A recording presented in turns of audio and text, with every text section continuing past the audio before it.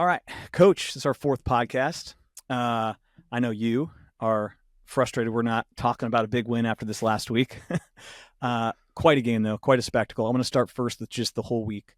What was your takeaway with the whole week on campus? It was quite a spectacle. I've never seen this place quite like that. It was unbelievable. I said it in my press conference earlier, just the atmosphere, the work that went into making Saturday night the environment that it was special. And special shout out to the students and the fans and everybody involved with making that a special weekend. It was awesome. The end of the game has gotten a lot of discussion. Just curious, I heard your press conference, and I think you said, I think it's pretty admirable that it all just comes to you. It stops with you. Just, I want to give you the chance on this podcast to lay it out for those that don't listen to the press conference. Like the end of the game, you guys address, like there's a lot of things you wish had gone differently. What's your takeaway from the end of the game? Yeah, there's no one play that is the reason why we lost,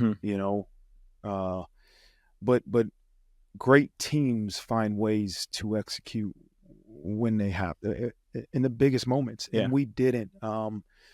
We had the ball with 4 minutes left in the game, and you would love to finish with the ball, and we didn't. And we didn't execute the right way.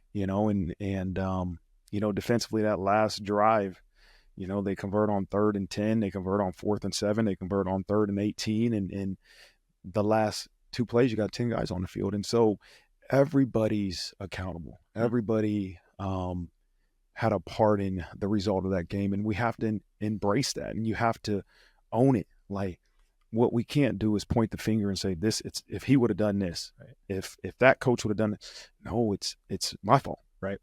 And I want everybody in our program to point the finger at themselves. No one person is responsible, but everybody's accountable, and so that's what it's about. When you have success, it's the greatest team sport there is, right? Yeah. It is. You point your finger at your teammates because it isn't about you. But when you have failures, I say it's an individual sport. It's like my kids wrestle. It's like wrestling. And wrestling, when you lose, you can't point the finger at anybody else. And that's what I want the mindset to be. And that's what it is. These kids have heard it, and this coaching staff has heard that enough. And so we have a group of individuals that will truly own this, and we'll go attack it and fix it. I think it's harder for fans to get over losses than players and coaches, because you guys have to go get ready for the next game. But I thought that, and people will hear it later in this episode when we talk to both offensive linemen, and then when you were talking with Zeke, I just think their mindset is exactly what you described. Yeah. It's really neat to watch the leaders on this team, I think, echo what you're saying. You can tell that. I think Joe even said he went home, didn't go to bed until 5, rewatched the tape, and was looking for all the things that they could have done better. Yeah. So there wasn't the finger pointing. You get the sense there is like a look within, and how do I do my part to fix this for next time, right? Yeah. The difficult part, obviously, when you're so invested, is that you have physical pain, right? And Right. The physical pain, it's indescribable, right? And I kind of forgot because we hadn't lost in a little while, and I mean, physically you're ill, but you have to go to work. Yeah.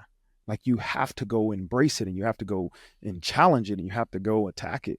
And so it's so hard to do that while you're physically ill, because you want somebody just to pat you on the back and give you sympathy, right? When you have that pain, you want somebody to make you feel better, but you can't. And so it's extremely difficult, but the only thing that will really make you feel better is getting back to work around the guys that you have. I heard you in the press. You said you even talked to some players yesterday. So you said you had the physical pain. How do you personally make the action to then flip the switch to start going to work? Because you said it's tough. Yeah, I had to get the frustrations out, right? And my position group is the coaching staff. Okay. Right. And so they all have position groups. That's mine. And we met, and we had one of those challenging meetings that we needed. We needed it. And then we broke up and watched the game with O staff, D staff, and we came back together. And I said, when we get back together this afternoon, we have to turn the page, right? And that's a choice, right? The pain is still there, the anger is still there, but we have to turn the page, and so we can't let that frustration come out. And so that's what we did, and that was really a great remedy for me. Even though sometimes you still have that pain, but you don't have to watch the film of Duke long to realize, okay, we have to fix the mistakes from the past game, but really start preparing for this team too. And that's kind of what we did and what we'll do. I think one of the things that bummed me about the game is that there were so many great moments too. And I feel like all we've done the last 36 hours is dissect the bad moments. I wanted to talk about some of the bright spots. I think about that 11-play, 96-yard drive. I think it came up in your press conference too, but so many freshmen. Rico catches the touchdown. Jane Greathouse makes some big catches. Jeremiah Love. As the head coach, does that give you like a real jolt that, hey, we have guys contributing early on in their careers? This is exciting about obviously this year, but the future as well. Yeah, I'm so excited for those young freshmen that are playing. And I always say it's a double-edged sword, though, because there's other freshmen that might not be playing right now that say, why am I not playing? Well, everybody's journey is different. You heard Zeke's journey versus Joe's journey is completely different. Right. Joe came in here, was going to redshirt, and Blake Fisher was the starting left tackle. Then halfway through the season, Blake gets hurt the first game, and Joe comes in here and he starts and becomes this great player. But not everybody's journey is like that, and so you have to truly embrace your journey and your role. But to your other point, man, there was a lot of great moments. Like, we played really, really well, and we just didn't execute when we needed to the most. And the offense did a great job of taking care of the football, really rushing the ball 170-something yards, no sacks versus an extremely talented D-line.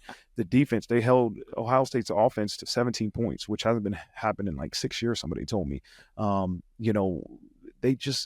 We did a really, really good job for a large portion of that game. But those small mistakes versus great teams are what's going to cost you.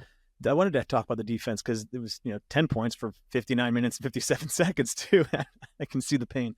But the corners, we haven't had Benjamin on this show yet. I'm assuming we'll at some point. And then I thought Cam did a great job.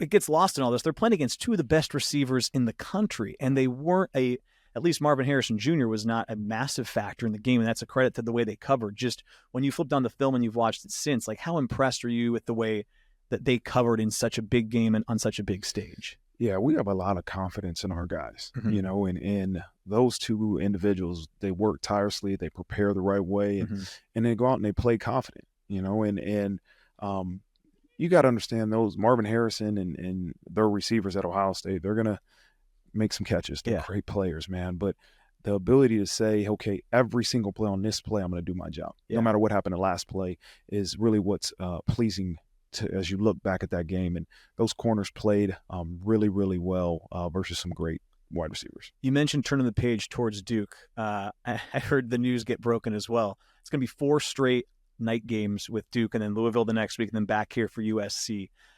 What about this Duke game that they beat Clemson? They're undefeated. There's going to be a lot of buzz. I think game day is going to be there again. As the head coach, how do you have to prepare this team for what's going to be another really unique challenge going down to Durham in 5 days? Yeah, I think you have to have plans for a loud crowd, right? Those are the preparation things that you have to make sure that you have a great plan for. But the reality is we have to focus on our execution, and that's what matters, because at the end of the day, it's about us reaching our full potential. And that's what my message to the team. This isn't about us going, oh yeah, we're going to take our frustrations out on Duke. That's just the opponent we play, right? We have to continue to focus on reaching our full potential. And if we do that, let's see what the outcome is. Right? We did not do that on this past Saturday, right? And the outcome was a 17-14 loss. Let's continue to chase reaching our full potential, right? And there's a way to do that. And so if we do that, let's see what the outcome of the game is on Saturday. Coach, I appreciate the time as always. I'm looking forward to talking next week after you guys get back from Duke. All right, man. Thanks for having me. Thanks.